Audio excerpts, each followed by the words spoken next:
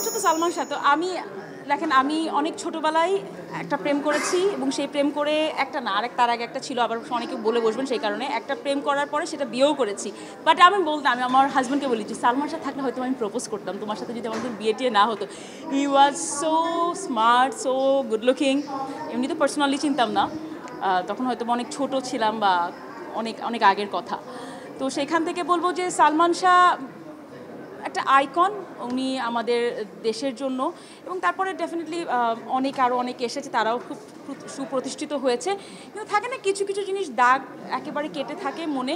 যেমন আজকেও যখন আমি গাড়িতে করে আসছিলাম, আমি FM রেডিও শুনছিলাম, তো সেখানে সালমান শাহ একটা গান বাজছিল যে এই দিন সেই দিন কোনো দিন তোমায় ভুলবো না, চলতে চলতে পাবো দুজন স্বপ্নের ঠিকানা। সো হয় না, এগুলো সবসময় মনে গেঁথে আছে। তো হ্যাঁ, মানে সালমান শাহ তো সালমান শাহ, সালমান শাহের সাথে কারোর তুলনা হয় না বাংলাদেশে এখন পর্যন্ত।